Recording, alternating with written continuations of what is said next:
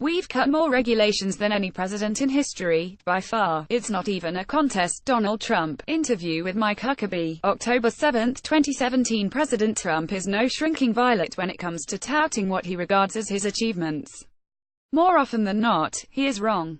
Contrary to his past statements, he has not signed more bills than any previous president in the first 6 months. He does not have the biggest defense budget, and he has not proposed the biggest tax cut in U.S. history. So, at first glance, one can imagine we'd be pretty skeptical about his claim about cutting more regulations than any president. But verifying whether it is true or not is not an easy task. The facts in Trump's contract with the American voter, issued on October 22, 2016, he pledged that for every federal regulation, 2 existing regulations must be eliminated. Shortly after taking office, the president signed an executive order that aimed to put this policy into effect. The order also said the cost of any new regulation should be offset by eliminating regulations with the same cost to businesses. Trump's effort was immediately challenged in court, with groups such as Public Citizen arguing that the requirement could result in the repeal of life-saving regulations without any scientific basis. A federal judge hearing the case in August described it as a shadow regulatory process on top of the regulatory process, but has not issued a ruling. Trump has also insisted on a regulatory cost allowance for the 2018 fiscal year, with the expectation that each agency will propose a net reduction in total incremental regulatory costs. The New York Times has documented how much of the deregulatory review is being conducted by political appointees with industry ties and potential conflicts. In any case, Trump's claim is that helps cut more regulations than any president in history. The conundrum is how to measure that. We consulted with several regulatory experts and they said there was no clear way to do so and no consistent records have been kept. But there are some possible metrics. First of all, we don't need to go too far back in history. The modern regulatory state really did not begin until President Richard Nixon signed into law the creation of the Environment Protection Agency and the Occupational Safety and Hazard Commission almost a half-century ago. Almost immediately, various presidents began to express concern about excessive regulation. Jimmy Carter in 1978 issued an executive order that introduced the idea of minimizing costs. Carter's 1980 economic report of the president observed that tools like the regulatory budget may have to be developed to make certain that the first problems addressed are those in which regulations are likely to bring the greatest social benefits. Indeed, it is worth recalling that important segments of the economy, such as the airline, trucking and railroad industries, were deregulated in the 1970s, 1980s and 1990s. The deregulatory push ultimately led Congress in 1995 to mothball the 180-year-old Interstate Commerce Commission, the nation's first regulatory agency. Such actions are not easily identified by counting regulations that are eliminated, and arguably may have greater economic impact than repealing individual rules. Another problem: the online records of proposed regulations maintained by the Office of Management and Budget only go back to 1995. So we can only easily compare Trump to his immediate predecessors. One possible measurement is regulations withdrawn. That can easily be determined from the OMB database for Trump, Barack Obama, George W. Bush and 5 years of Bill Clinton's presidency, which shows Clinton 1,824, Bush 2,632, Obama 1,814, Trump 469. Of course, Trump's presidency has barely started. If you narrow it just to an administration's first sweep through the regulations, you end up with Bush 181, Obama 156, Trump 469. Ronald Reagan also launched a major effort to rein in regulations. So we wanted to at least see how Trump stacked up to Reagan.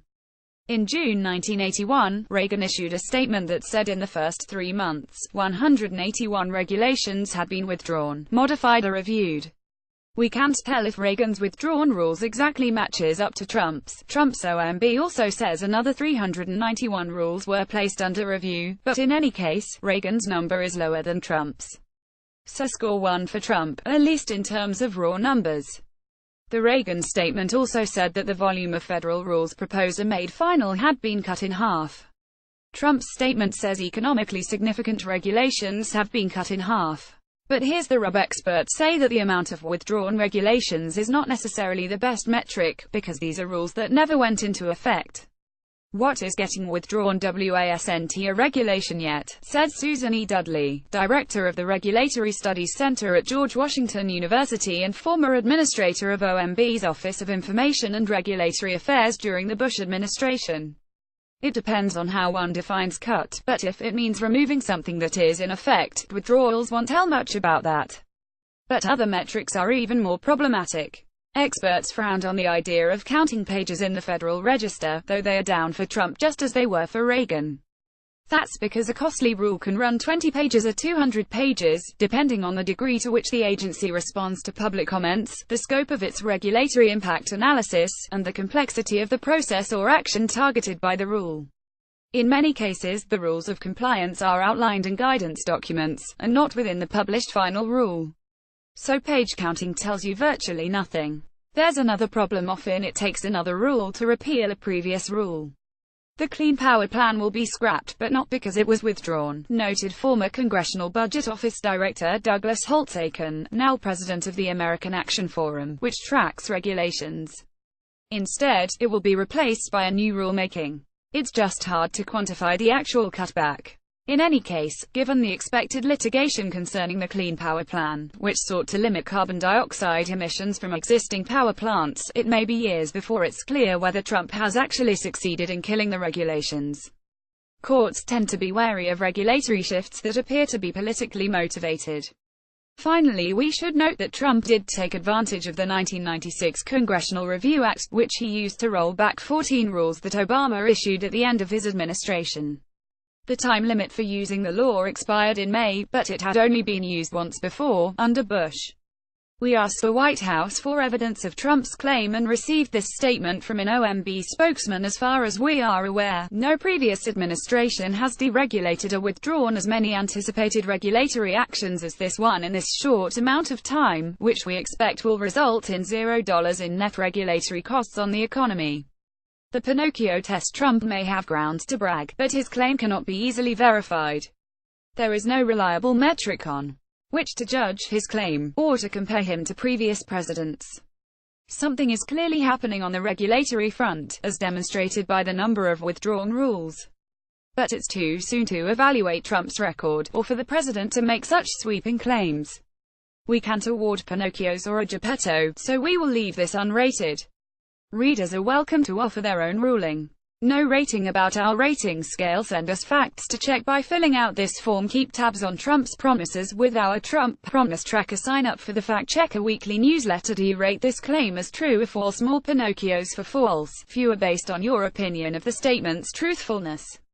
The check mark means you think the statement is true, not that you agree with the rating. We need to verify that you are an actual person. This is a non-scientific user poll. Results are not statistically valid and cannot be assumed to reflect the views of Washington Post users as a group of the general population.